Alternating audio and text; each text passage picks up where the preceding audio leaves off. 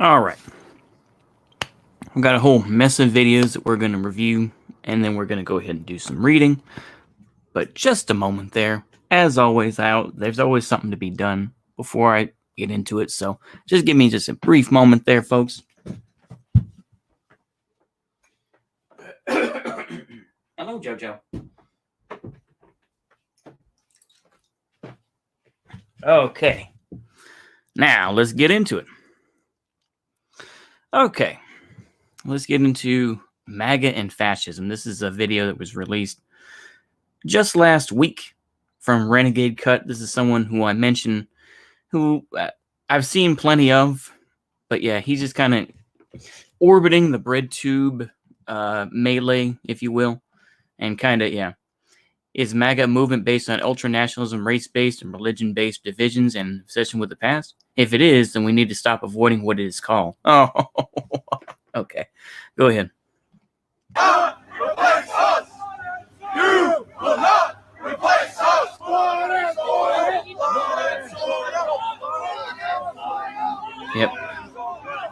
2016 and 2017 never ended.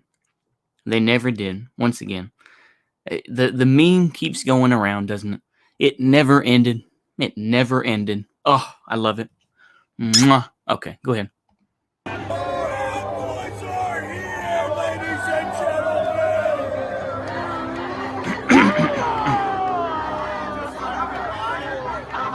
Yeah, we don't care.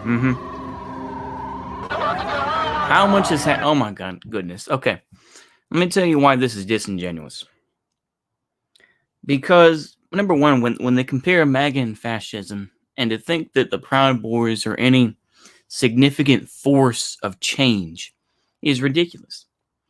Because the fact is that those two Proud Boys were arrested in New York. They're doing, I think, 10 years in jail now. So that needs to be put into perspective. This idea, once again, is just like, well, fascism is so rampant, this and that. Oh, it's like, well, no, I think that you're oversimplifying it, to say the least. But that's just how people are. Go ahead.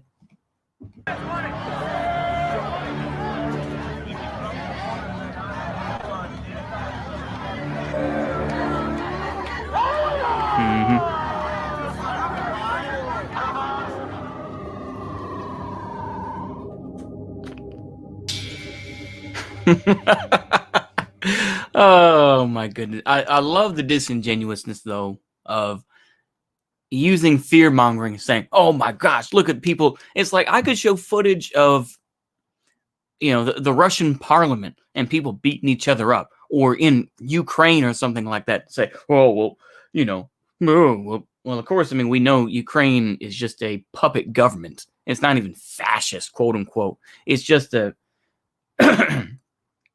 it's just a puppet government for the United States and Israel and NATO.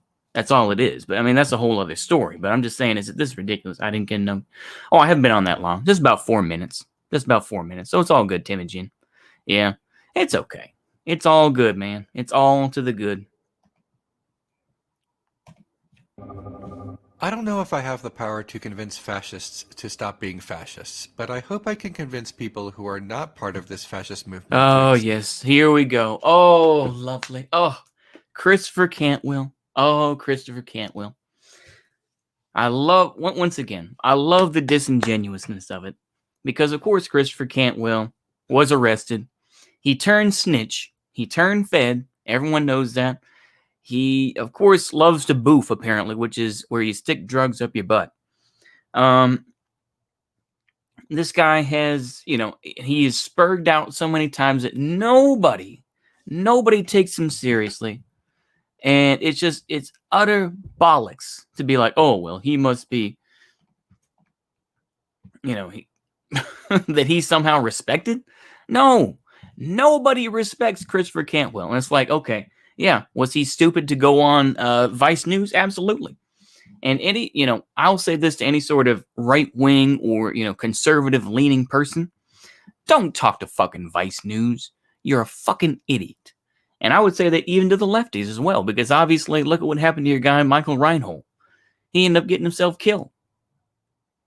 And I do say he got himself killed because he decided to pull out a gun and start shooting because he wanted to go out guns a-blazing like he was, Butch Cassidy or the Sundance Kid. I'm just going to tell you, yeah, he doesn't have the power. No, he doesn't. Accept that this is a fascist movement, that we should treat it as a fascist movement, and that avoiding the term fascism is unhelpful, even dangerous. It's amazing to me, once again, though, that you have to point to 2017. Why do you have to, I'm going to keep harping on this. I'm going to keep nitpicking at it because so much has happened, and I don't even know half of it, but so much has happened since 2017 to 2020. So many people have been taken down. So many people have been embarrassed. So many people have been utterly destroyed and will never be seen again. It's the same thing. It's like the National Socialist Movement, the NSM. This guy, Jeff Shep. What happened to Jeff Shep, folks? Jeff Shep went on to become an anti-racist activist. He's in the same boat as people like Picciolini, So it's utterly ridiculous when you see this type of shit. Because it goes to show, once again, is that these folks have no loyalty to their own type of thing. This is why, I talk more about the lumpen proletariat or the partisan far more than I do about some organized movement. Organized movements, to me, are always going to be cringe to a point because they will eventually sell out. Same thing with parties. I mean, even Gaddafi was talking about this to a point. Anyway, give me just a moment here. My cat's wilding out here. Okay. You want to go in there? Go ahead. Go ahead. All right. Okay, let's get into it, folks. Fascism is an ideology of far-right ultranationalism that evokes a mythic past to justify a hierarchy of dominant people in a nation. You could say that China could be going that path as well. I know that there's a lot of the lefties who are like, well, no, China's not fascist, this and that. It's like, come on. I did have a book recently, and I know people have been talking about it online, but China, the Chinese scholars more specifically, are reading Carl Schmitt. And for those who don't know, Carl Schmitt was a famous jurist during the Nazi era in Germany. And of course, he wrote long before the Nazi era and wrote afterwards. And he was one of these guys who I think learned to play the game. He was not officially a Nazi, unlike people like, say, Roland Freisler, who of course was more famous for, screaming, "Ja, Order 9" to, generals and this and that, and saying, you're a scumbag and this and that. And, he ended up dying, of course, in a bombing run in January 1945. Allegedly, one of the columns fell and cracked his skull or whatever, but who knows? But that's a whole different story. I'm just saying. The Dangists are coping right now. Exactly. Heimbach has a much more nuanced view. A lot of people had a knee-jerk reaction, but he hasn't become anti-white.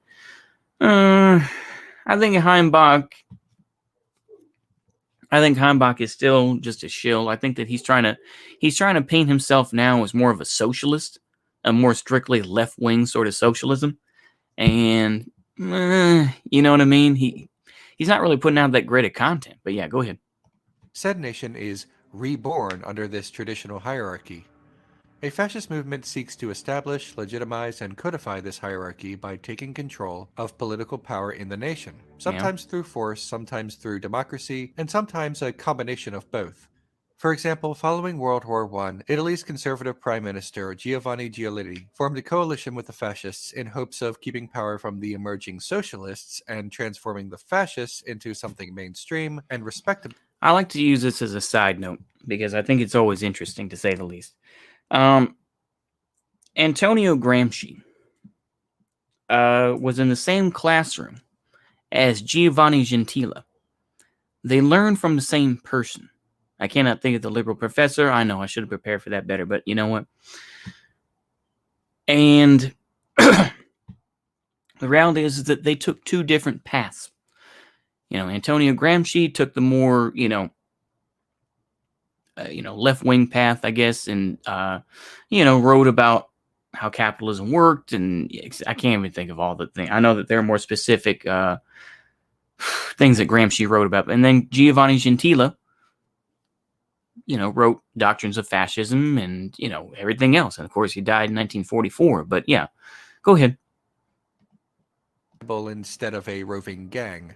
After gaining legitimate power, the fascists marched on Rome, and Benito Mussolini was declared prime minister by the king, gaining... That is very, very limiting, to say the least. The March on Rome, as far as I know, was not successful. It was just a cheap attempt, and everyone ran away, and the fascists walked in, the fascists walked in, and suddenly they took power. It's like, that's very, very, ahistorical, to say the least, and oversimplified. This is like some U.S. history class type shit. No. Learn some real fucking history. Okay, go ahead. Power through illegitimate means and legitimate means. Fascism is an ideology, a movement, but not a form of government. A government can be described as fascist the same way a government can be described as, say, conservative, but conservatism is an ideology, not a form of government. A form... I will give him this, is that he is trying to sort out all these things. But the thing is that, once again, a lot of lefties, of course, will use fascism the wrong way. And they'll just say, oh, well. And some right-wingers, too, particularly the libertarian right-wing, who will use fascism in the wrong way, where they'll just be like, oh, well, they're bagging people up in Portland. Oh, they're arresting people without, showing their faces and whatnot. They're just putting them in vans. That's fascist. No, it's authoritarian. And the thing is, once again, it's mild authoritarianism, because guess what? As lefties have had to admit, they have released those folks. They've released them the next day. And they would just tell them, hey, don't riot out there. That's all they tell them. Hey, don't riot out there, okay, man? Don't go out there and riot. If this was Felix Dzerzhinsky, and I know I've made this argument before, but I'll do it again because I'm a boomer. If it was Felix Dzerzhinsky, you think that he would just let the anarchists go and be like, hey, anarchists, just don't go out there and riot, okay? Or Trotsky even, hey, anarchists, don't go out there and riot, all right? No, that never happened. They did what they had to do. I'll put it that way. You can read between the lines on that. But yeah, it's utterly ridiculous, yeah. Fascism equals authoritarian racism to waterheads, yeah. It's still a great argument, yeah. Who is the author of the vid? Oh, this is Renegade Cut. He produces a lot of these sorts of videos. He's kind of in the same vein as Innuendo Studios, where he reviewed movies and whatnot, and now he decided to make more left-wing content. He did a big video about how Tulsi Gabbard is bad and everything else, amongst many of his other videos. I mean, honestly, I don't want to give this guy too much credit, but once again, we'll do it once in a while. Go ahead. Form of government is its shape. Monarchy, democracy, aristocracy, and so forth. Fascist regimes do not always share the form of government. For example, both Fascist Italy and Germany were totalitarian states, but only the former was still operating loosely within a constitutional monarchy. An ideology can influence the inner workings of the government and sometimes even That's why, and that's part of the reason why Mussolini was overthrown in 1944, and he had his own private little... Oh my goodness, that's a shame. Sorry, my mom's just whining about something. But anyway, that's the reason why he was overthrown, and he had his own little kingdom for a brief time, and then, of course, that was overrun, and then, Mussolini was captured, and, the infamous Milan thing. And, of course, lefties love to show that footage. They love to fap off to it. They love to see Mussolini hanging from his feet, along with his mistress and everything. They love to fap off to it. I get it. But they somehow think that they are, this is one of the things that we have to understand, is that they think somehow that we are one or something like that. Oh, well, those leftists over there are fighting imperialism. Yeah, they don't give a fuck about you. But that's just a side note. Go ahead. Makeup of the government, but it is not a form of government all its own. A fascist group is still a fascist group even if it does not currently hold power in government or has not yet changed the structure of government. Because what makes it a fascist... I can already tell. I have the feeling, because I've seen a few of these videos already. This is to say, well, Biden may not be great, but he's ultimately better than... And let me tell you this, folks. Let me tell you this. Just in case it does get caught up in the mix here. I don't care either way if the United States, has Donald Trump or Joe Biden in office. The shit isn't going to change. All right. The game doesn't change. It's just the players. Once again, if you want to know, let me tell you this, just in case people listen and they think otherwise. The only thing I really believe is that the game doesn't change. It is just the players. That's it. That's my whole belief system in a nutshell. All right. You're not going to completely get rid of everything. As much as these lefties claim that we're going to restart society. No. We're going to completely change everything. No. Even, the Russians had to, back up off that a little bit. Eventually people like Stalin, due to the Great Patriotic War, they had to keep the Orthodox Church intact. Now, of course, they were eventually they're basically just giving lip service to Stalin in a lot of ways, but that's a whole different story once again. But now I'm just saying it's a whole different story. That's my new phrase that I continue to use. Anyway, what I was saying though is basically you're still going to have certain aspects, and you have to give lip service to certain things. And this is the whole idea of how socialism doesn't necessarily lead to communism, because guess what? You always have this complication of different cultures and this idea that, well, we can all just get along and, we can freely trade and, it would be more of a, that's why I don't feel, it's like, yeah, socialism is cool. Yeah. But the idea that communism is going to take place is fei hua to me. But yeah, go ahead. This group is its fascist ideology. No, same lefties will always say Fascists we're in humanists, Italy, though, for guys. example, Exactly. were always fascists even before they took power. An individual or group can espouse an ideology regardless of the ability to personally... I love, once again, I'm going to continue to harp on this. I love that you use footage of Christopher Cantwell. Christopher Cantwell, the guy who was busted and who did some time in jail and ended up flipping on a lot of folks. The guy who's boofing. The guy who's literally taking drugs up his booty hole. This guy, the guy that is not respected at all, and the guy that was dumb enough to accept a vice camera crew to follow him along, that once again they are connected to the left, but ultimately they try to remain, these researchers who research the far right, this and that, who have admitted themselves to be anarchists or this type of thing. These folks love, once again, they love to fap off to it and say, yes, we got, we're going to continue to live in the past in 2017. Once again, a lot of that energy has moved into other areas. Once again, law of thermodynamics is energy cannot be created nor destroyed. So the energy is not destroyed. Now, we'll put it that way. I kind of maybe misled y'all earlier if y'all listened to this from the beginning, but this energy is not destroyed. It is changed direction, and it is moved into a different space. What has that space turned into? Well, it went into things like the American Identity Movement, which of course, and it turned into movements like I was going to say Patriot Prayer, but that's more of a MAGA-pede group that allows everybody. I was going to say, I cannot think of their name. Who cares? But anyway, the energy has shifted, but yeah. enforce it.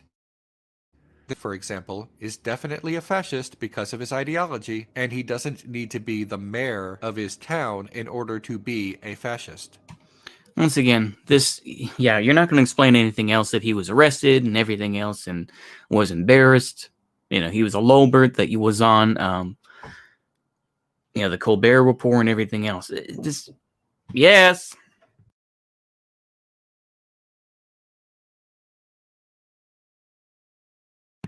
Okay, sorry. Yes. Okay, baby, you can go in. Go ahead, hon. She's not seeming to want to come. She's right here. Here she comes. All right. Okay. Can you close it? Thank you. All right. Okay. Sorry about that. Let's go ahead and continue on here. Yeah. Not defending Cantwell. Yeah. I don't know if you could even call Cantwell a fascist. He's just a racist libertarian. Exactly. Yeah. Yeah. And no. Oh, yeah. I can see you're not defending him. It's all good. What's going on, Union Army Ball? Yeah. Let's go ahead and continue on this Feijoa. An individual or group can be conservative or liberal or right libertarian or anarchist or any other ideology regardless of that ideology's current hold on power in the government. This is no less true of fascist ideology. With these things in mind, examining fascism as if there is some tangible, well-defined threshold in which a regime achieves fascism in government would be a mistake. A conservative politician with a conservative... I will say, though, is that he is doing a much better job of trying to define it and trying to separate between fascism and conservatives far more than people like Innuendo Studios, who think that conservatism and fascism or, far-right ideologies are the same thing.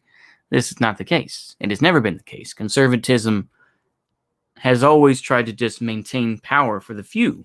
And like I say, I'm not going to go too Whignatish. I'm just saying is that conservatism and fascism are two different things. And a lot of the time, they do not work with each other. Ultimately, conservatism just wants to keep a lip service, a rosy colored glasses sort of idea of what the world should be, versus fascism has a much more pragmatic view. But that's, you know what? I'm going to stop it there. Let's go ahead and continue. Base does not cross a conservative threshold or achieve conservatism once they are elected. They were always... I spoke too soon. Go ahead. ...conservative. To sum up, and this will be not important much. later, You didn't miss much. if we accept that fascism is an ideology, then fascists are still fascists, regardless of their current grip on power. Fascist movements use different mythic pasts, different scapegoats, but they share other traits. These include traditionalism, the rejection of modernity, hierarchical gender roles, hierarchical in-group and out... I have your mail. Okay. You know what? Let me come get it right quick. All right. Talk amongst yourself for a moment, folks. Go ahead.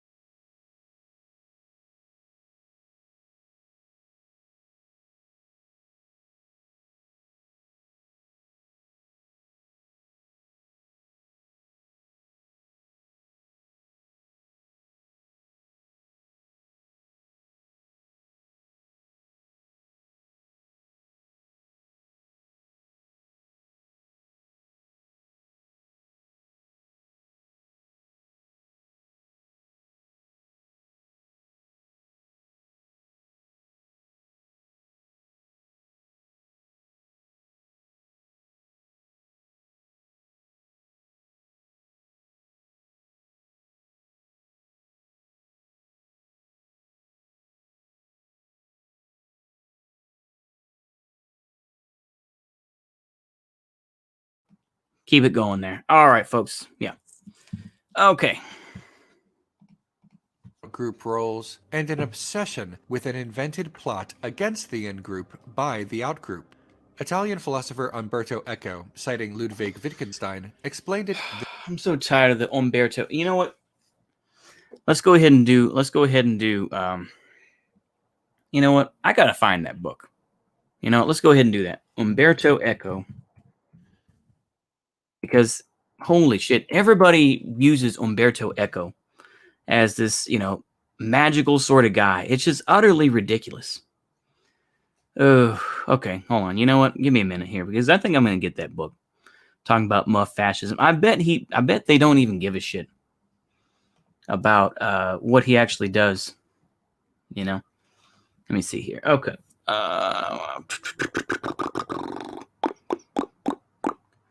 Religious views. Yeah, stop believing in God. Yeah, he was an edgy atheist. Novels, nonfiction books. Okay.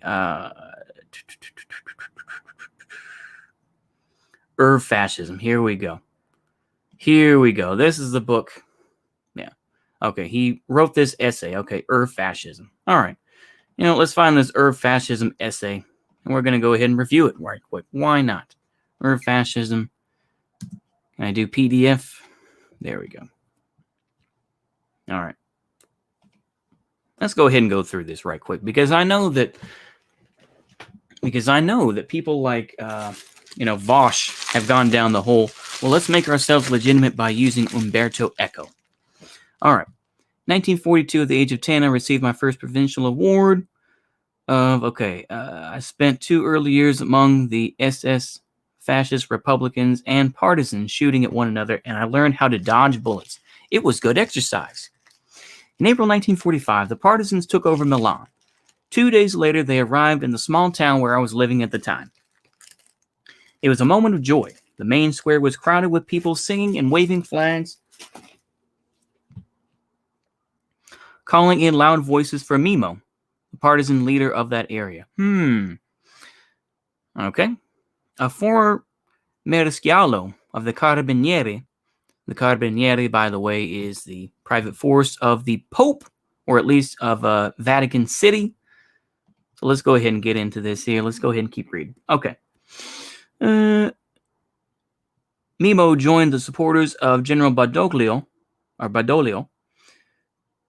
Mussolini's successor, and lost a leg during one of the first clashes with Mussolini's remaining forces. Mimo showed up on the balcony of the city hall, pale, leaning on his crutch, and with one hand tried to calm the crowd. I was waiting for his speech because my whole childhood had been marked by the great historic speeches of Mussolini, whose most significant passages we memorized in school. Silence. Mimo spoke in a hoarse voice, barely audible. He said, "Citizens, friends, after so many painful sacrifices, here we are. Glory to those who have fallen for freedom."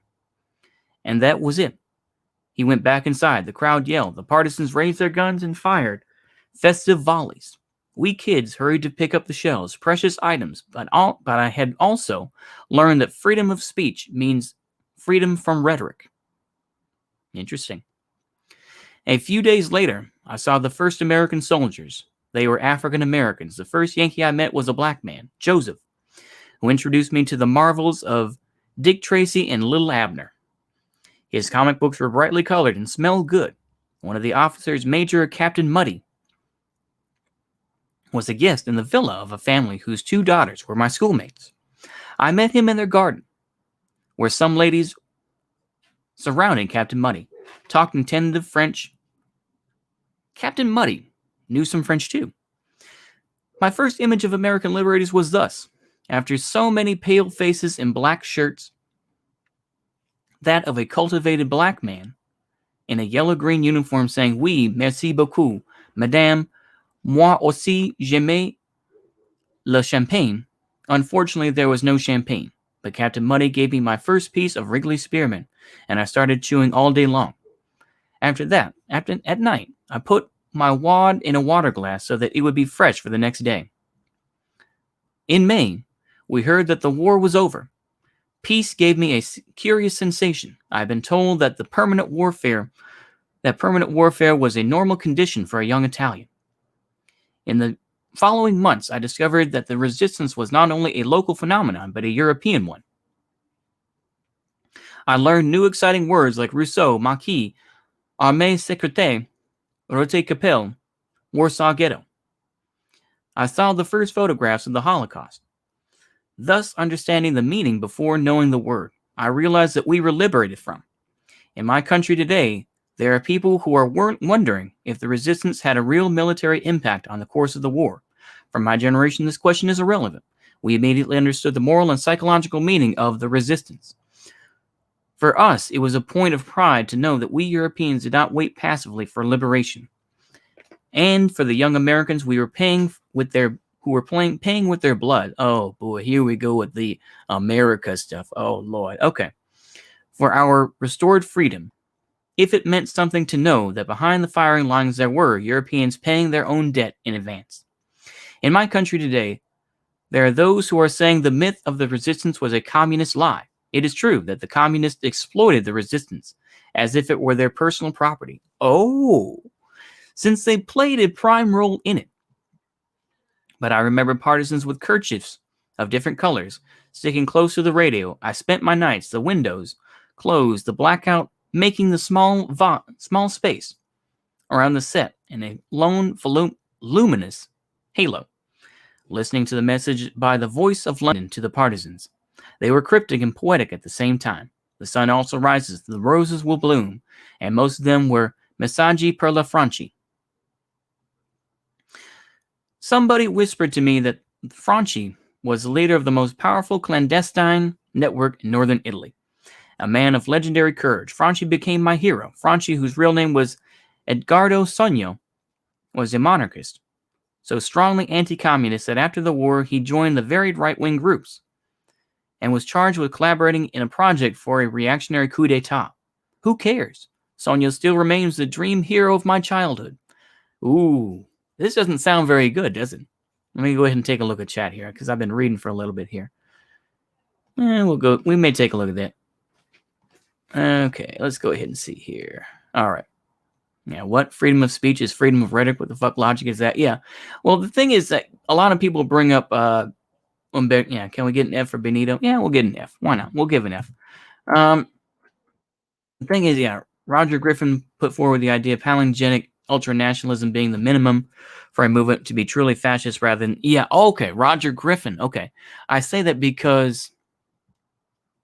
I'll go ahead and type that in. Roger Griffin.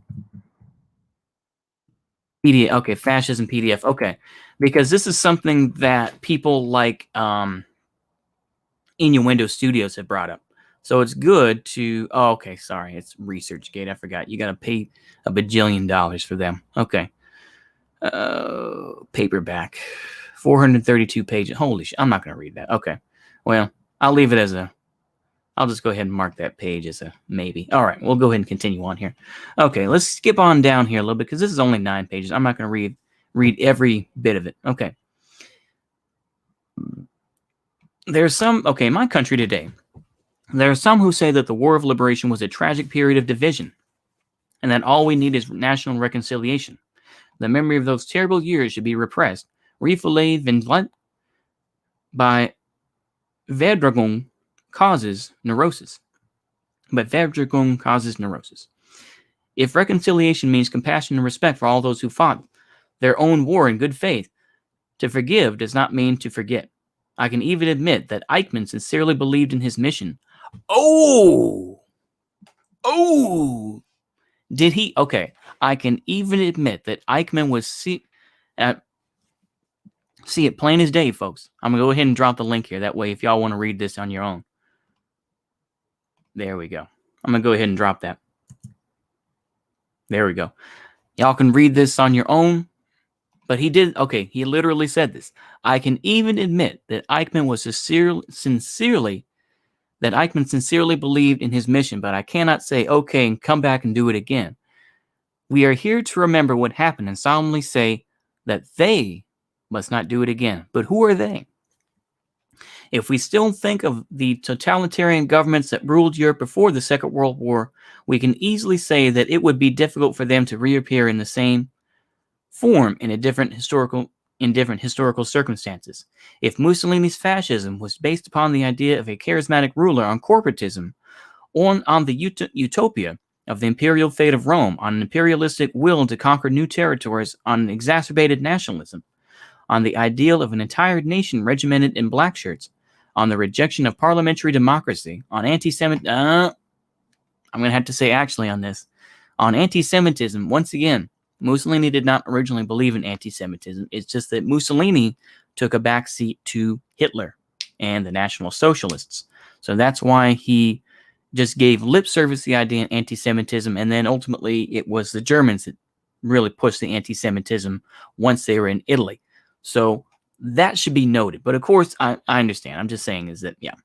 Then I have no difficulty in acknowledging that today, the Italian Alleanza Nazionale, born from the post-fascist party, MSI, and certainly a right-wing party, has by now very little to do with the old fascism. In the same vein, even though I am much concerned about the various Nazi-like movements that have arisen here and there in Europe, including Russia, I do not think that Nazism in its original form is about to reappear as a nationwide movement. Nevertheless, even though political regimes can be overthrown and ideologies can be criticized and disowned, behind a regime and its ideology there is always a way of thinking and feeling, a group of cultural habits, of obscure instincts and unfathomable drives. Is there still a ghost stalking Europe? Okay, we're going to go ahead and skip on down here to the good stuff. Okay, there was only a single Nazi architecture and a single Nazi art. If the Nazi architect was Albert Speer, then there was no more room for Mies van der Rohe. Similarly, under Stalin's rule, if Lamarck was right there, there was no room for Darwin. Oh, boy. Oh, boy. Okay, in Italy, there were certainly fascist architects, but close to their pseudo-colosseums were many new buildings inspired by modern rationalism of Gropius. Yeah, once again, the futurists were, part of fascism as well, but, eventually they decided to leave. But yeah, there was no fascist Zhdanov. Oh, boy. Okay. Okay, we're getting there. Okay, he does mention, take futurism. Oh, here we go. One might think it could have been considered an instance of Entente Kunst, along with Expressionism, Cubism, and Surrealism. But the early Italian futurists were nationalists. They favored Italian participation in the First World War for aesthetic reasons. They celebrated speed, violence, and risk, all of which somehow seemed to connect with the fascist cult of youth. While fascism identified itself with the Roman Empire, rediscovered rural traditions, Marinetti, who proclaimed that a car was more beautiful than the victory of Samothrace, and wanted to kill even the moonlight, was nevertheless appointed as a member of the Italian Academy, which treated moonlight with great respect. Many of the future partisans and the future intellectuals of the Communist Party were educated by the GUF, the fascist university students. Yep, once again, you need to realize, folks, this is something that a lot of ideologues won't talk about. The pragmatism that has to exist within politics. Are you going to throw out everybody? No, of course not. You're going to keep the smarter ones on. You're going to keep the dummies in and say that they were, the real leaders, this and that. And you can say that you're fighting fascism. There's the same thing that the German Democratic Republic did. They had, they put people in camps, this and that. Were they worse than...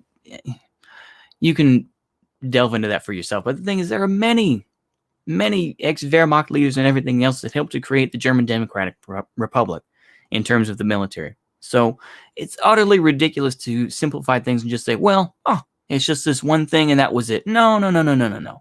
That is ahistorical completely. These clubs became a sort of intellectual melting pot where new ideas circulated without any real ideological control. It was not that the men of the party were tolerant of radical thinking, but few of them had the intellectual equipment to control it. Let's go ahead and take a look here at the chat. Yeah. For the win, Shukevich did nothing wrong. Yeah, there's a clip on the internet. Yeah.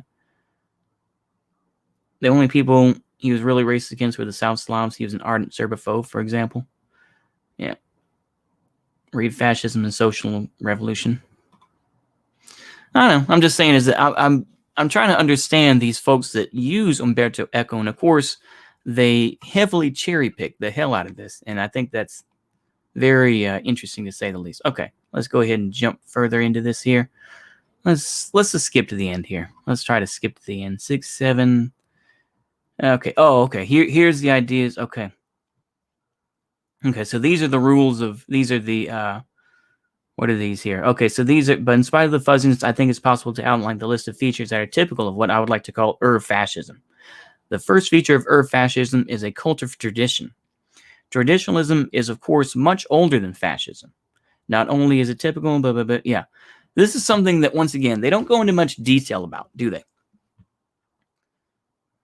But it was born in the late Hellenistic era as a reaction to classical Greek rationalism. Okay? Mystique had, okay, blah, blah, blah, blah. Okay, yeah, Julius Evola, yeah, Protocols of Elder Zion, yeah, blah, blah, blah. Okay, Gramsci, yeah, Guénon, okay. Traditionalism implies the rejection of modernism. Both fascists and Nazis worship technology, while traditionalist thinkers usually rejected as a negation of traditional spiritual values. However, even though Nazism was proud of its industrial achievements, its praise of modernism was only the surface of an ideology based upon blood and earth.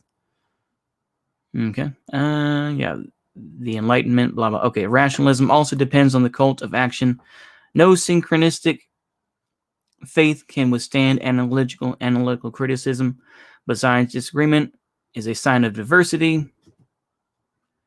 Fascism grows up and seeks for consensus by exploiting and exacerbating the natural fear of difference. The first appeal of a fascist or prematurely fascist movement is an appeal against the intruders. Thus, fascism is racist by definition. Fascism derives from individual or social frustration. That is why one of the most typical features of historical fascism was the appeal to a frustrated middle class. A class suffering from an economic crisis or feelings of political humiliation and frightened by the pressure of lower social groups. In our time, when the old proletarians are becoming petty bourgeois and the lumpen are largely excluded from the political scene, the fascism of tomorrow will find its audience in this new majority. To feel deprived, blah, blah, blah. Okay. Yeah.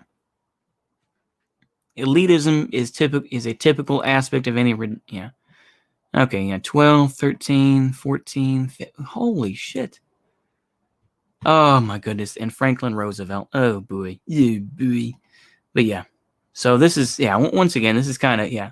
There's a clip on the internet of Benito Mussolini offering his friendship to the United States. The West forced him to ally with Germany when they refused to, yeah.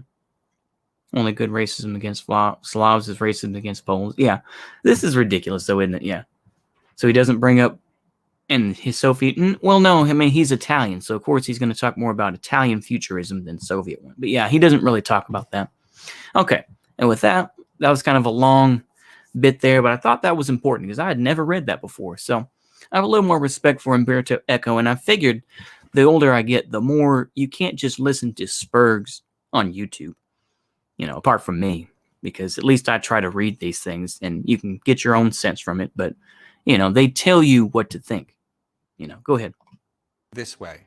The notion of fascism is not unlike Wittgenstein's notion of a game. A game can be either competitive or not. It can require some special skill or none. It can or cannot involve money. Games are different activities that display only some family resemblance, as Wittgenstein put it. Consider the following sequence. 1, 2, 3, 4. A, B, C, B, C, D, C, D, E, D, E, F. And a mistake. Now, with all of that understood, the fact that will be recognizable as fascist. Take away imperialism from fascism and you still have Franco and Salazar. Take away colonialism and you still have the Balkan fascism of the Ustashis. The Ustashis would not have existed without Nazi Germany, though. That's the fact of the matter. They wouldn't have existed because even they got, because the thing is, I mean, I'm going to try to put it into some context. Is, okay, the Germans employed, for example, Bosnian Muslims. And once those Bosnian Muslims were brought into the fold to fight the partisans and fight Tito, a lot of them fled. The thing is, you could say what you want to about the mostly Croatian Catholic Ustasha, but I don't think they would have been as successful without support from Nazi Germany. But yeah, go ahead. There were, and are, a great many fascist movements, some which held power and some which did not, and framing fascism as merely the one or two most well-known examples would be ahistorical and a mistake. Now, with all of that understood, the fact that fascism is ultranationalism based on the glorification of the past, the fact that fascism is an ideology, not a form of government, the fact that fascism is obsessed with traditionalism, hierarchical... Once again, why do you keep... Okay. This is trying to make fascism seem strong and weak at the same time. This is something that even people like Voss try to use, and of course, his audiences owned him severely, and he has had to revise some of his statements. This is probably from 2016 or a rally from that time. In 2020, are the rallies that big? I mean, they said Oklahoma City that it was only half full because all these all the K-pop fans, bought tickets, and then it was only half full. So it's like I don't get it. So what sort of strength do they have in 2020? Gender roles, hierarchical in-group and out-group roles, and the fact that one can eliminate from fascism. Once again, the Proud Boys. Once again, I will say this again for the audience. Those two Proud Boys, you were referring to an incident where two Proud Boys beat up a couple Antifa folks up there in New York City. And what happened? Those two guys are now in jail, I believe, for 10 years.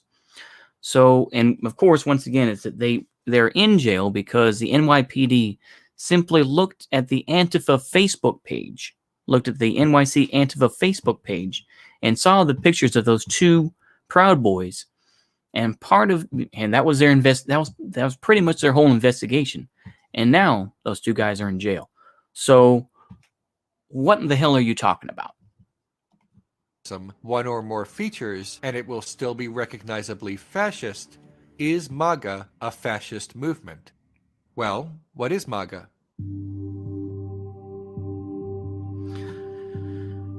Once again, 2016 never ended. It never did. We are still living in 2016 now. I am back to being, let me see here. I'm 35 now. Go back 4 years. Yeah, about 4 years. So I'm 30. I'm 31 again. Holy shit, folks. I probably still, I'm not as bald as I am now. Just, come on, man. Go ahead. MAGA is both a slogan, Make America Great Again, and an ideological movement. Yeah. Some prefer Trumpism as the ideology and MAGA as the movement, and some use the terms interchangeably. For the sake of simplicity, MAGA alone will suffice. Although MAGA has no membership and is more movement than group, it's unassailable. You mean it's kind of like Antifa, where it's, it's not officially an organization, but there are people around there that kind of loosely, once again, they don't talk to each other, blah, blah, blah. Go ahead. Figurehead is President Donald Trump, who appropriated the phrase from past politicians into something else. Right-wing nationalism, preoccupation with a plot, preoccupation with a mythic past, and the formalization of in-groups and out-groups. MAGA as a movement either encompasses or touches upon other related groups and beliefs. QAnon is both a conspiracy theory about a deep state effort against Donald Trump and an informal group all its own. The Proud Boys are a men-only violent... Why do you keep pointing this out? Once again, Gavin Dick Innes, or, Gavin Buckplug Innes, abandoned the Proud Boys long ago. He said, I'm no longer part of your group, and he did this whole silly Mecca High type thing and poured beer over his head or whatever dumb shit. He's not part of the Proud Boys. I just wish for a little bit of context. Just a little bit of context, but no, it's not going to happen. I know. Go ahead. Far-right gang. Explicitly racist, white nationalist, and white supremacist groups, the alt-right, and so forth. Yeah. Hail Trump! Hail our people! Hail victory! Yep. Reminder that in 2020 is that Richard Spencer is voting for Joe Biden. He's voting for Joe Biden in 2020. But of course, I'm sure that he will say, oh, I filmed this before he said that, blah, blah, blah, blah, blah. Go ahead. Much like fascism itself and the game example by Wittgenstein, these groups have some differences in their makeup, ideology, and goals, but they all have enough commonalities and a family resemblance to be realistically Once again, it's ridiculous because, of course, the alt-right, if you want to put that into quotes, have largely dropped Trump like a hot potato. The only MAGA-peds that are out there, there are plenty of MAGA-peds that are out there, but I think to simplify things and, have all these rights, it's just ridiculous. And the thing is, I don't really care about these organizations, these groups as they are right now. I don't care about that. The individuals will become a problem. And within these germs that exist now, these individuals will go on to create more influential groups later on. And that's more what I'm concerned about.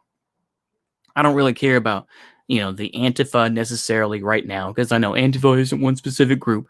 I don't necessarily care about them or these MAGA peds, specifically like Patriot Prayer or the Proud Boys. I don't care about these groups because to me, that's just, they're just goofy groups that think that they're going to do something that overall just LARP and maybe give lip service to the police. But it's like, okay, where are these individuals who are going to eventually drop that stuff?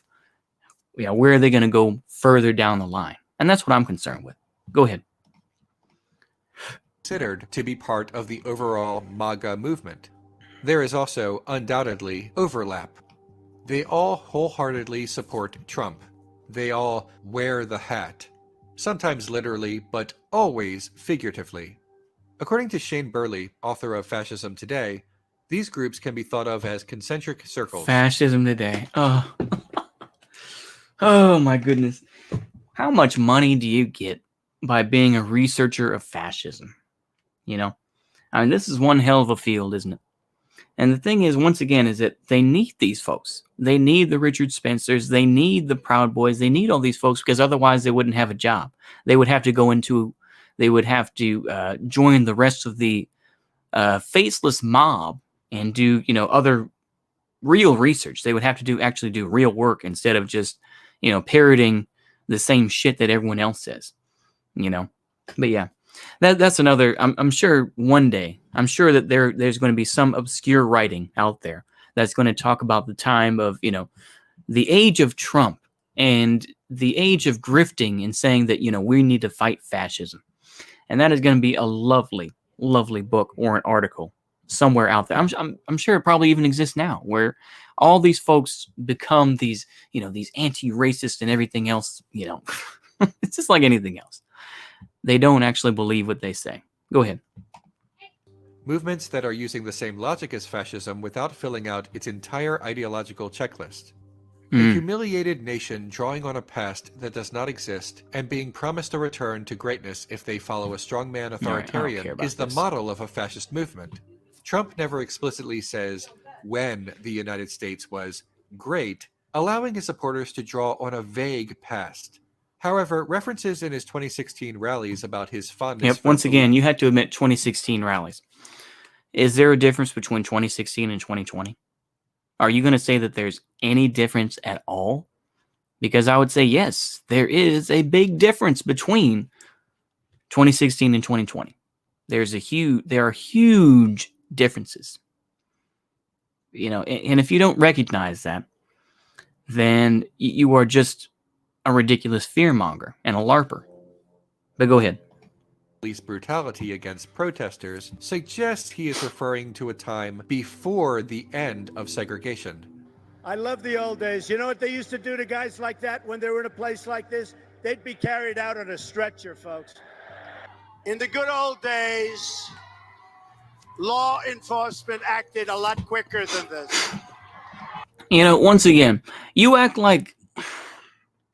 See, this is once again something that a lot of lefties have to be very careful of.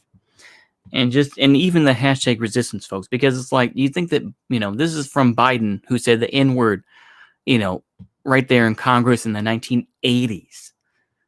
So are you kidding me? And I know this is kind of like, oh, well, are you a MAGA pede? Do you support Trump? No, I don't. I don't care. Ultimately, I'm waiting for the fire to start. That's all I'm doing. I'm waiting for the fire to start, and I'm waiting to see who's going to be the new movers and shakers. That's all I'm waiting for. I'll be honest with you. Because I don't give a shit about this Democrat and Republican nonsense, because ultimately, that means very little to me. If you want to look at it in terms of marketing, it is a very mature, both the Democratic Party and the Republican Party are both in mature in the whole product life cycle. They're in the mature phase. They're in the mature cycle. And they're vastly approaching the declining cycle. and that nobody really cares about the Democrats or the Republicans. They just simply see them as opportunities to get into power and to sort things out as they wish they do, as they want to. But yeah, go ahead. That's longer than I thought, yeah. Yeah, the art of LARP, yeah, exactly. Calling yourself anti-racist in 2020 is the easiest way to appear political without holding positions. Yep, that's true. The humiliation that he claims the nation has felt often came back to Barack Obama. To Trump's predominantly white supporters, the message is clear that they are the victims of the end of segregation and that they are the victims of the first African American president.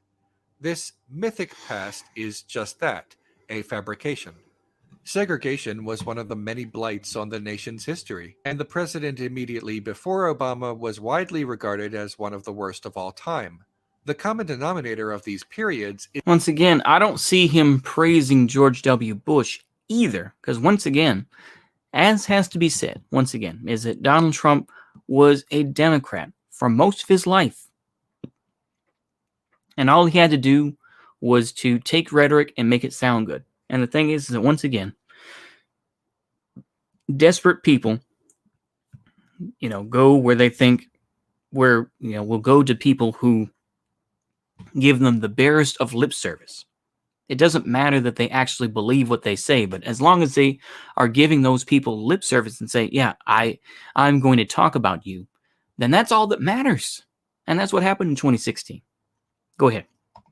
Is the amount of power in Not the saying hands racism of white America. as in one group dominating another, labeling just to be clear. politics Yeah. and political thought Another is under good, just to be Trump, clear. as Yeah, well as the I hear what political you're saying. movement around Trump as fascist causes consternation among political pundits and editorialists. For one, they don't want to seem alarmist. For another, Okay, some you are know what? simply We're going to skip ignorant ahead about here what because this is fascism some even fake law. is, Okay, let's cut to mistakenly the end believing it here. only to be... I'm wasting enough fucking time on this shit. Okay. This is an unmarked car! Who is this? Who are you? Okay, I'm skipping past this bullshit too. There we go. The outgroup is not only labeled a threat to law and order, but a threat to the nation itself, presenting the in-group with an existential threat to themselves and to their... Well, you could also say is that Black Lives Matter does not represent everybody because they have, there are also groups like the Not Fuck Around Coalition, which is more of a, I think it sounds kind of like a flash in the pan in Georgia, where a lot of ex-military melanated people, black folks, who have gone in, they say, go to Stone Mountain Park in Georgia and say, oh, where are the Boogaloo boys at? Oh, where they at? And of course, nobody, a lot of the left doesn't like to talk about that. They don't want to talk about black nationalism or those ideas. They don't want to talk about that. No. It's white nationalism. White nationalism. We need to focus on that. We need to focus on MAGA. Ignoring, of course, the fact that in a lot of ways, MAGA is a dead ideology. Right now, at least. But yeah, go ahead. cherished homeland. The in-group, any means used to stop the threat, no matter how egregious, can appear necessary. Let's get to the conclusion, can we? Because goddamn, I'm not going to In sit spite here of and watch everything, all this. there has been no real pushback from MAGA. No pushback from supporters in the media, supporters in the streets, supporters on social media, and worst of all, supporters within these institutions. George Packer of The Atlantic wrote, "When Donald Trump came into office, there was a sense that I'm not gonna democracy read all alone that. can't save us because our democracy chose this. Liberals say not to worry because the Constitution will protect us, but it has not so far. By some estimates, Trump has violated the Constitution dozens of times, Based. and nothing has been done except an impotent impeachment." Trump is an accelerationist. He is going to help demolish the United States. It's the same thing that lefties want too, but they just don't want to say it out loud because they want to try to keep liberals on their side. Go ahead. Democracy itself opens the door for fascist ideology, not only through corruption, but because anything can happen here if roughly half the nation wants it to. Well, no, because once again, is that the lefties continue, you have to look at this on a deeper level as well. Yeah, that's all true. But it's also the fact is that do you go to all these communities? No. And of course, they say, well, fuck white people and all this sort of thing. What does that do? Does that create some sort of unity? No. And of course, BLM gets money from Amazon. It gets money from, Marathon Oil. But of course, this is the dialect that exists. And of course, people just want to say it's one side, it's that side doing all of it, and then we'll talk about liberals too, but we're not going to talk about the left and talk about, go ahead. There is no pushback against Trump among his own people, which means there is no bottom, no limit to what can be done, and no end to his supporters moving the goalposts to cloud the discourse. Apologists will always find some other outline, some loophole for why this must not be publicly declared a fascist movement, always purposefully missing the definition of fascist ideology, always not seeing that it need not be identical to the common perception of fascism in the popular consciousness. MAGA might never self-reflect, and certainly never declare its ideology as fascist. They might not even know why this rhetoric appeals to them. Yeah. And eventually, other groups are going to have to look back and say, did they actually accomplish anything too? Such as, Antifa. Do you think that they actually stopped anything? Or was it just performance art for people like me to watch videos about and laugh about? Did they actually fight fascism? Or did they just dox people and basically did the work of the government for them? You have to put that into perspective. Only that it does. As I said in the beginning, I don't intend to convince them to give up their strongman. Trying to see if he's Instead, consistent. I Yeah. wish to convince those of us outside their group to stop playing their rhetorical game. Accept that their ideology is that of fascism, whether they realize it or not, and act accordingly. If we What have is that? ever wondered Oh, read between the lines, kid. Act accordingly. What does that mean? Think about that for a minute. Go ahead. how we would have acted when threatened with an early 20th century fascist movement, the answer is however we are acting right now. People are worried that calling this what it is won't be helpful in the discourse, but downplaying what has been happening has not been helpful so far. It has even helped this movement propagate itself. People are so afraid to call this what it is for fear of being ostracized as an alarmist, but those days need to be over. It has been 4 years. Every prediction for what a Trump presidency backed by the MAGA movement would look like either came true or ended up being even worse than predicted. Such as the wall. Such as the wall. Okay. Alarmists were right. Any argument that amounts to, well, this specific thing Oh my goodness. I mean, once again. And what are you hoping to get with Biden? What are you hoping to get with that? Once again. hasn't happened yet is irrelevant. Sell that to someone who has not been paying attention. It is my hope, my sincere hope, that this is the last research essay I will ever have to write about Donald Trump or the Make America Great Again Oh. Goes, oh my goodness. Okay, go ahead. movement. But that's not up to me. It's up to us. Does all of Go ahead. this end soon? Swept away by resistance and conflict like so many other fascist movements? Or will fascist ideology become the new normal? I think it's a good idea with everything that's going on in the world right now. I think separatism is going to be the new normal. Because if you want to talk about resistance and all that business, then some states will just be like, man, fuck you.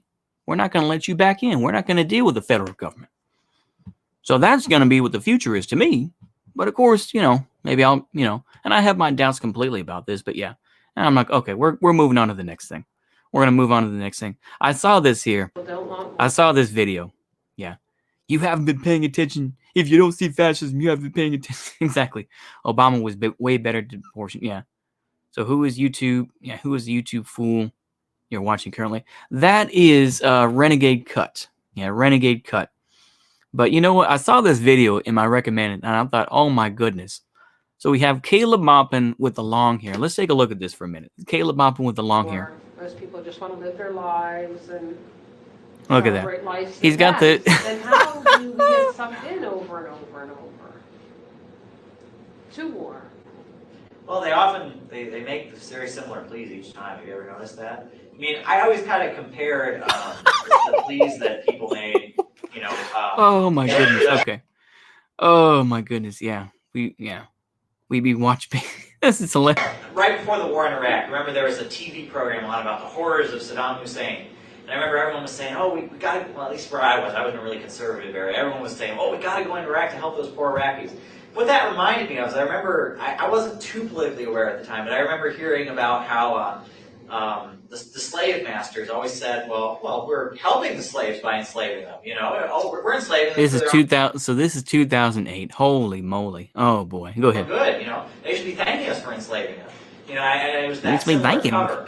You know, and the lies they use are often very similar. That country is always a big threat to the United States. I think Reagan somehow convinced the U.S. populace that Grenada, this tiny This island, is okay. So this is why he wears a suit. You notice that this is why he wears a suit today, and why he keeps his hair. You know, you notice he's got the slick back hair and everything else. Because look, if he let it grow out, look how curly it is.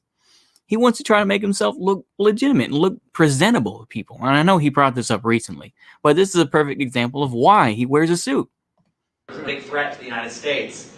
And, you know, there's other cases like that. It's always we're in mortal danger. Mm-hmm. So we're in mortal danger. The people are suffering under a Hitler. It's always a Hitler. Because people know how horrible Hitler was, you know. And that's undisputed. So they always throw Hitler at the person. And then, you know, and then we go in. And I think it really gets down to the fact that people aren't educated in this society. And economically, we're all kind of doing all right, so we have no reason to question it. I mean, it's getting worse, you know. But the vast majority of the U.S. populace, the most majority of the working class, is doing all right. I mean, they got their house, they got their beer, so if there's a war, there's a war. Now, in Vietnam, you know, people were being drafted to fight that war, and we did have a huge anti-war movement because people were being drafted, and it was affecting people. But if a war is just something people see on their TV screen at night, they get to cheer for USA, USA, and they're not going to do much.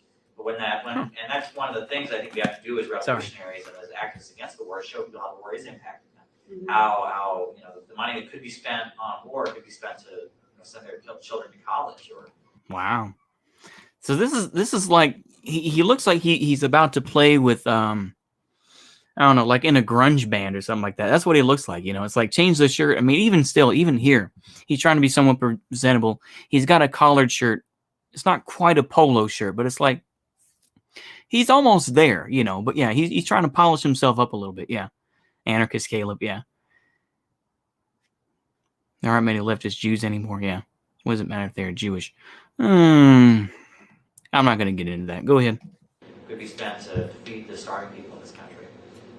That's a one way we could fight against it. But I really people don't want war. Most people just want to live their lives and celebrate life's events. Mm-hmm. Then how do we get sucked in over and over and over to war? Well, they make very similar pleas each time. Have you ever noticed that? I mean, I always kind of compared the pleas that people made, you know, right before the war in Iraq. Remember, there was a TV program a lot about the horrors of Saddam Hussein. Oh, yes, he's brought this up several times. Okay, let's go ahead and skip ahead. You know, we're enslaving them for their own good. The lies they use are often very similar. That country is always a big threat to the United States. I think Reagan somehow convinced the U.S. populace that Grenada, this tiny island, was a big threat to the United States.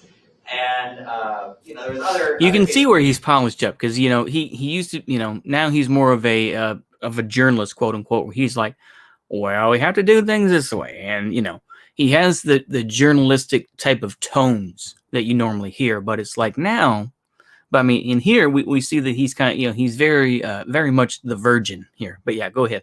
La Virgin. Like that. It's always we're in mortal danger. Yeah. So Trotsky became neo-concept with the Soviets. Yeah.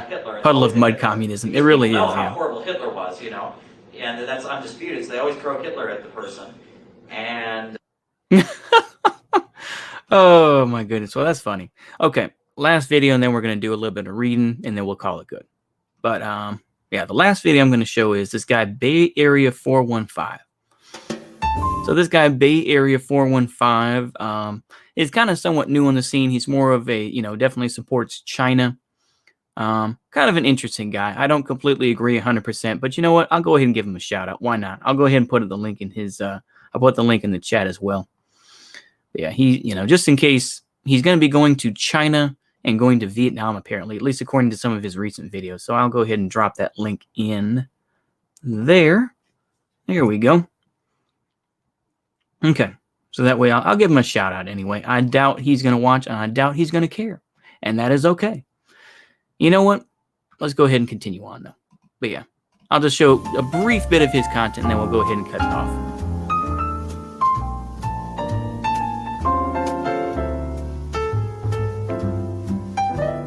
I'm taking a more casual approach to this. Let me know if you like it. So once again, I mean, I clicked on this partly because socialist Marxist perspective on law school and the legal industry. The thing is, of course, is that China is, I just got a book recently that a lot of the right wingers are talking about that. Is it Chinese scholars are reading a lot of Carl Schmitt. And for those that don't know, Carl Schmitt is was a jurist in the Nazi era. I talked about this at the beginning, but I'll say it again. And so I will be reading that eventually. But I have so many other things that I should be reading that I'm not. But yeah, anyways, let's go ahead and continue here. Please subscribe, comment, tone deaf to what was going on. The administration wasn't much help with any of these issues either. He's a big Probably redditor. the biggest Yeah. problem was in fact that Yeah, law he is a school redditor. just Yeah, one so that big is kind of bubble. cringe. Yeah. We could not dedicate time or effort on other things happening around the country because we were so focused in school. But in the long scheme of things, it was probably worth it because I have a degree that can really help progress the movement. If there's any advice I would give to any law students in general, it's just take your first year seriously. I was able to labor or change the system from within. Okay. Yeah, change. Yeah, blah, blah, blah. Okay. Let's go ahead and see. Oh, Vosh is going to take a minute to get me going. Oh, it's not live yet. Okay. Yeah, he's going to take his sweet time. Anyway, let's go ahead and read a little bit of Gaddafi, shall we? Let's go ahead and read some Gaddafi. Let's go ahead and take this off the screen. And we'll go ahead and put the Gaddafi picture up. There we go. Okay, so let's read some Gaddafi, shall we? Let's at least get through another section of Gaddafi. Okay, so this is on plebiscites. Plebiscites are a fraud against democracy. Those who vote yes or no do not, in fact, express their free will, but rather are silenced by the modern conception of democracy, as they are not allowed to say more than yes or no. Such a system is oppressive and tyrannical. Those who vote no should express their reasons and why they did not say yes, and those who say yes should verify such agreement and why they did not vote no.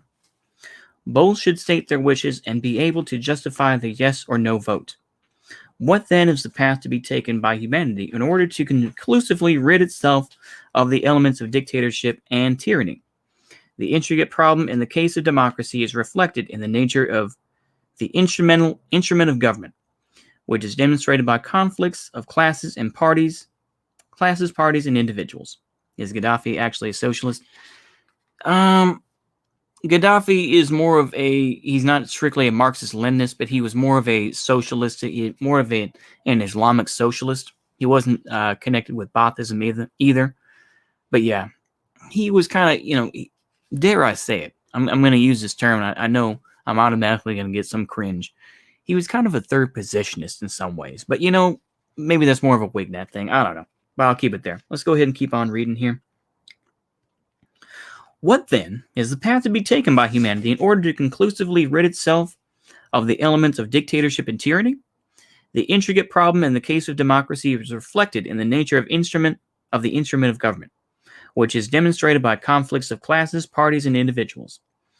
The elections and plebiscites were invented to cover the failure of these unsuccessful experiments to solve this problem.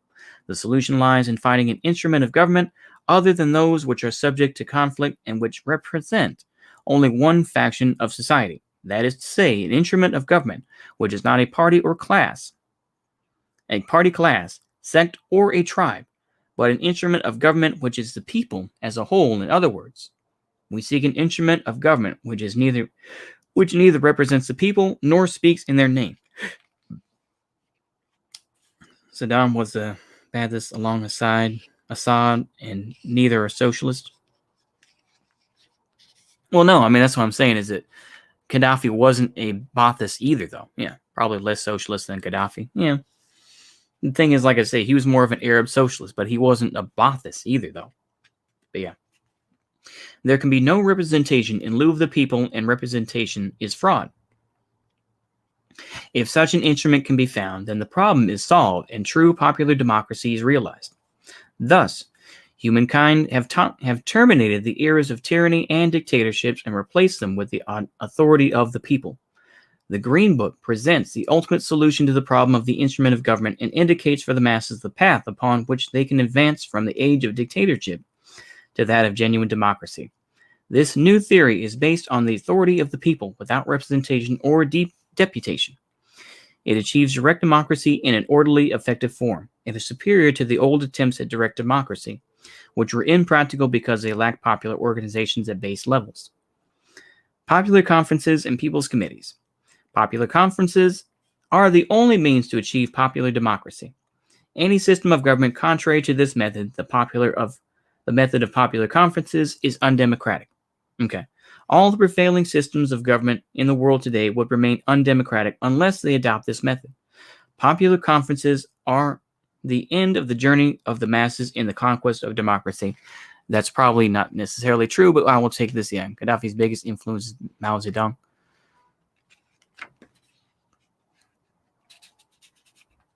Okay. Popular conferences and people's committees are the fruition of the people's struggle for democracy. Popular conferences and people's committees are not creations of the imagination. They are the product of thought.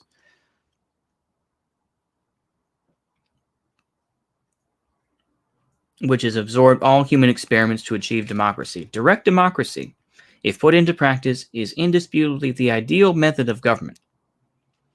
Because it is impossible to gather all people, however small the population, in one place, so that they can discuss, discern, and decide policies. Nations departed from direct democracy, which became a utopian detached from reality. Now, saying that, when he says that because it is impossible to gather all people, however small the population, once again, this is something that Democrats are trying to push as well. And I'm not completely against this idea, but the whole thing is when they say, oh, well, we need to have a national holiday for when, to vote. And the thing is that not everyone is going to vote, because the way in the United States is they're going to take a day off. So it's like, hey, I'm going to go down here and, go to the casino or something else. They're not necessarily going to vote. So that has to be put into perspective. But, just saying. Okay. These instruments of government, the individual, the class, the sect, the tribe, the parliament, and the parties struggling to achieve power have plundered the sovereignty of the masses and monopolized politics and authority for themselves. The Green Book guides the masses to an unprecedented practical system of direct democracy. No two intelligent people can dispute the fact that direct democracy is the ideal, but until now, no practical method for its implementation has been devised. The third universal theory, however, now provides us with a practical approach to direct democracy. The problem of democracy in the world will finally be solved. All that is left before the masses now is the struggle to eliminate all prevailing forms of dictatorial governments, be they parliament, sect, tribe, class, one-party system, two-party system, or multi-party system, which falsely call end of the journey of the masses in the quest of democracy. Popular conferences and people's committees are the fruition of the people's struggle for democracy. Popular conferences and people's committees are not creations of the imagination. They are the product of thought, which has absorbed all human experiments to achieve democracy. Direct democracy is put into practice is indisputably the ideal method of government. Because it is impossible to gather all people, however small the population, in one place so that they can discuss, discern, and decide policies. Nations departed from direct democracy, which became a utopian idea detached from reality. It was replaced by various theories of government, which, as representative councils, party coalitions, and plebiscites, all of which isolated the masses and prevented them from managing their political affairs. These instruments of government, the individual, the class, the sect, the tribe, and the parties struggling to achieve power have plundered the sovereignty of the masses and monopolized politics and authority for themselves.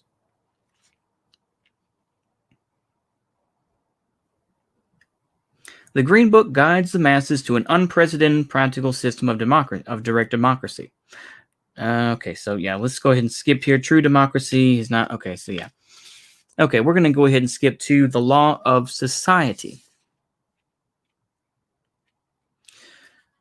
Law represents the other problem, parallel to that of the instrument of government, which has not been resolved, although it was dealt with in different periods of history.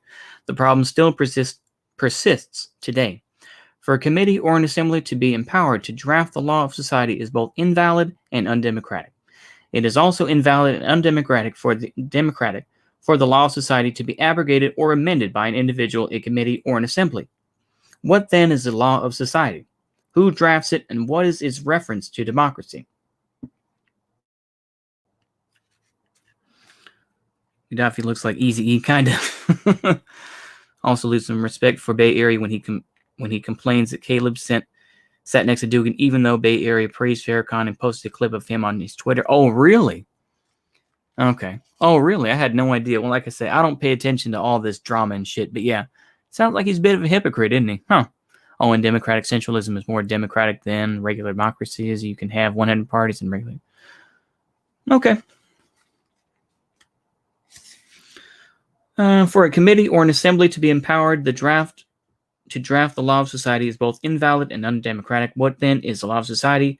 Who drafts and what is... Okay, the natural law of any society is grounded in either tradition, custom, or religion.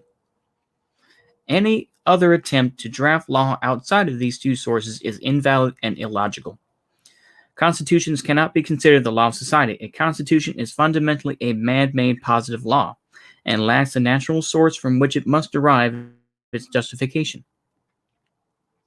The problem of freedom in the modern age is that constitutions have become law of societies, have become the law of societies. These constitutions are based solely on the premises of instruments of dictatorial rule prevailing in the world today, ranging from the individual to the party. Proof of this are the differences existing in various constitutions.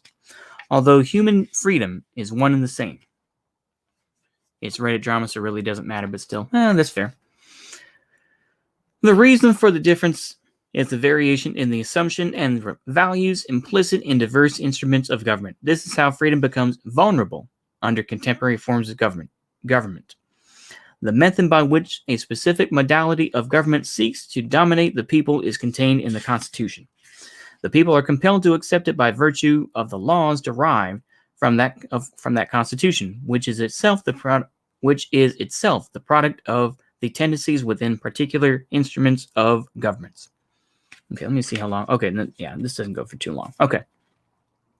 The laws of the dictatorial instruments of government have replaced the natural laws, i.e. positive law has replaced natural law. Consequently, ethical standards have become confused. The human being is essentially, physically, and emotionally the same everywhere. Because of this fact, natural laws are applicable to law.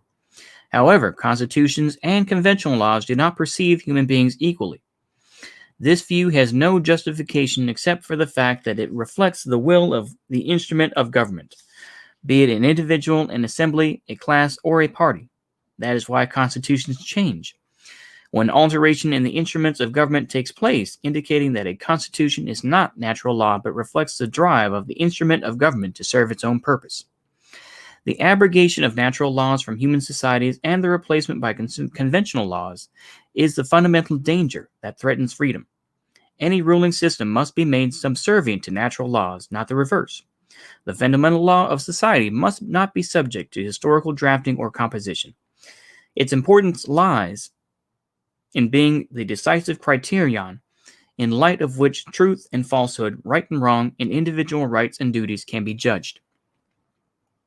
Freedom is threatened unless society adheres to a sacred law with established rules that are not subject to alteration or change by any instrument of government. It is rather the responsibility of the instrument of government to adhere to the laws of society. Unfortunately, people of the world are currently ruled by man-made laws that can be changed or abrogated. Sorry there.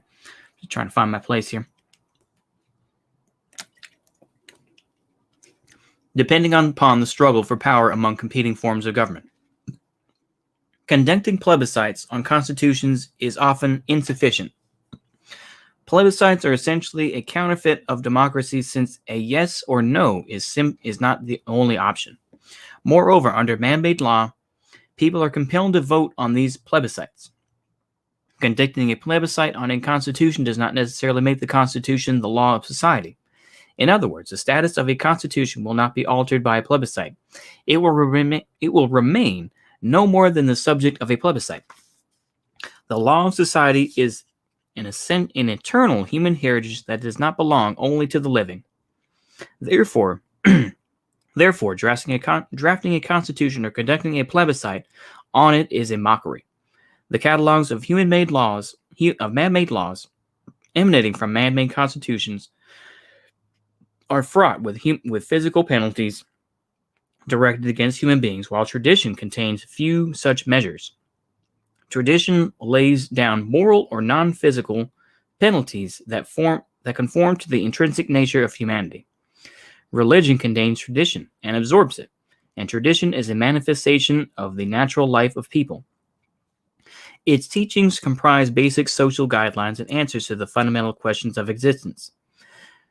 Most physical penalties are deferred to a future judgment. This is the most appropriate law, affording due respect to the human being.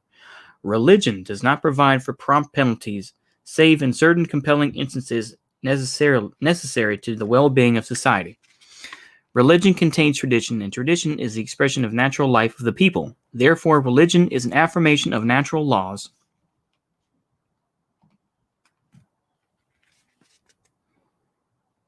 which are discerned therein. Laws are not premised on religion, and tradition are merely an invention by man to be used against his fellow man. Consequently, such laws are invalid because they do not emanate from the natural source of tradition and religion. Very interesting. I'm going to go ahead and definitely dog-ear that little section there about law. That is very interesting about what Gaddafi says about it, or at least the guy who wrote what Gaddafi thought, sounded good. Okay, who supervises the conduct of society? This is the last little bit, and then we'll go ahead and end it here. The question arises, who has the right to supervise society and to point out deviations that may occur from the laws of society? Democratically, no one group can claim this right on behalf of society. Therefore, society alone supervises itself. It is dictatorial for any individual or group to claim the right of the supervision of the laws of society, which is, democratically, the responsibility of the society as a whole. This can be arrived at through the democratic instrument of government that results from the organization of the society itself into basic popular conferences, and through the government of these people, through people's committees and the General People's Congress, the National Congress, where secretariats of the popular conferences and the people's committees convene. In accordance with this theory, the people become the instrument of government and, in turn, become their own supervisors. Society thus secures self-supervision over its laws. Okay, with that, I think we've covered a fair amount of Gaddafi here. We're going to continue on here. He also talks about how can society redirect its course when deviations from its laws occur. Oh, the heck with it. Okay, let's go ahead and finish there. And then we'll get into the issue of the press. Okay.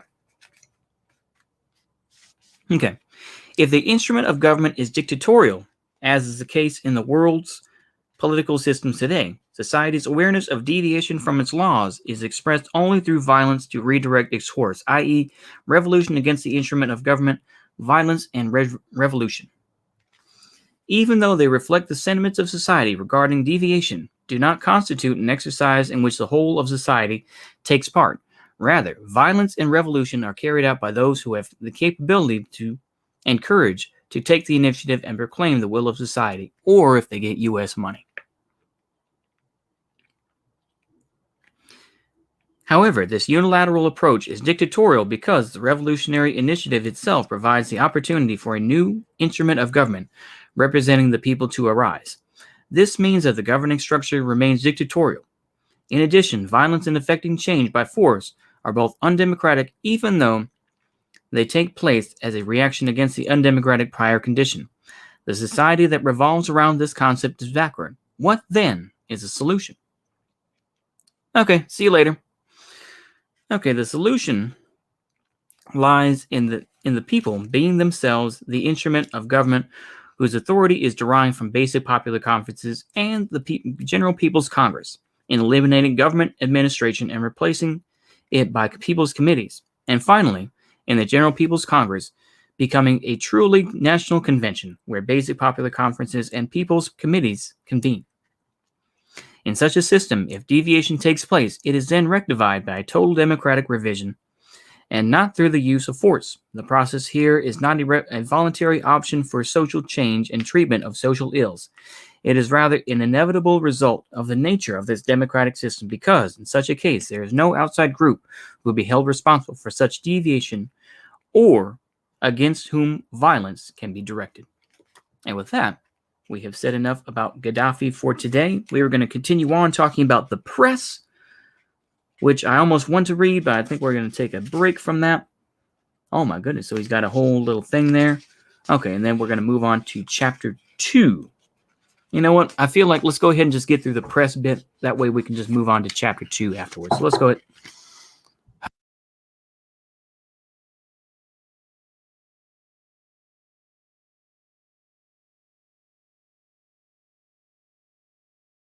Okay, sorry about that. Let's go ahead and just finish up the press then, and we're going to call it good there. Okay. An individual, the press, an individual has the right to express himself or herself, even if he or she misbehaves or behaves irrationally to demonstrate his or her insanity. Corporate bodies, too, have the right to express their corporate identity. The former represent only themselves, and the latter represent those who share their corporate identity. Since society consists of private individuals and corporate bodies, the expression, for example, by an individual of his or her sanity does not mean that the other members of society are insane. Such expression reflects only an individual's character.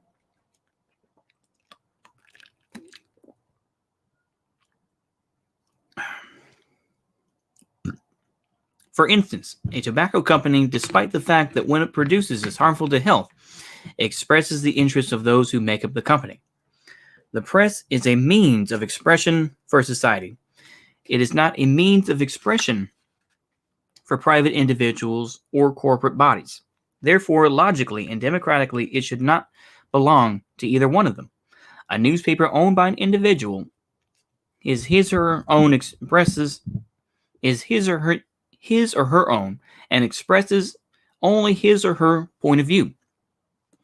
Any claim that a newspaper represents public opinion is groundless because it actually expresses the viewpoint of that private individual. Democratically, private individuals should not be permitted to own any public means of publication or information. However, they have the right to express themselves by any means, even irrationally, to prove their insanity. Any journal issued by a professional sector, for example, is only a means of expression of that particular social group. It presents their own points of view and not that of the general public. This applies to all other corporate and private individuals in society. The democratic press is that which is issued by a people's committee comprising all of the groups of society. Only in this case, and not otherwise, will the press or any other information medium be democratic, expressing the viewpoints of the whole society and representing all its groups. If medical professionals issue a journal, it must be purely medical. Similarly, this applies to other groups. Private individuals have the right to express only their own and not anyone else's opinions. What is known as the problem of the freedom of the press in the world will be radically and democratically solved because it is a byproduct of the problem of democracy generally. The problem of freedom of the press cannot be solved independently of that of democracy in society as a whole. Therefore, the only solution to the persistent problem of democracy is through the third universal theory. According to this theory, the democratic system is a cohesive structure whose foundations are firmly laid on basic popular conferences and people's committee, which convene in a general people's congress. This is absolutely the only form of genuine democratic society. In summary, the era of the masses, which follows the age of the republics, excites the feelings and dazzles the eyes. But even though the vision of this era denotes genuine freedom of the masses and their happy emancipation from the bonds of external authoritarian structures, it warns also of the dangers of a period of chaos and demagoguery, and the threat of a return to the authority of the individual, the sect, and the party, instead of the authority of the people. Theoretically, this is genuine democracy, but realistically, the strong always rules, i.e., the stronger party in the society is the one that rules. There's a lot of truth to that. And there's a little thing talking about the basic popular congresses and how the People's Committees works. That's a whole different thing. So now we have reached chapter 2, which is the problem of the solution of the economic problem, socialism. So there we go. We're going to continue on with that, hopefully tomorrow. And with that, I bid you all adieu. And I'm going to go ahead and watch some Vosh and see if there are any good clips to show y'all with that. And so I will bid you all adieu with a bit of this outro here. Hopefully it doesn't double on me. I apologize for that. And we're going to go ahead and go from there. So see you later. Goodbye. Again I'll swing the old front gate open wide once more and run to greet the good old folks at the little cabin door. I know I'll want to sit right there and never want to roam. So get things ready, burn me more cold, I'm a-coming home. Go out to the old smokehouse and get down that hickory ham. I ain't had no red gravy since I left old Alabama. Stir up 20 cornbread corn, I'll eat a full time.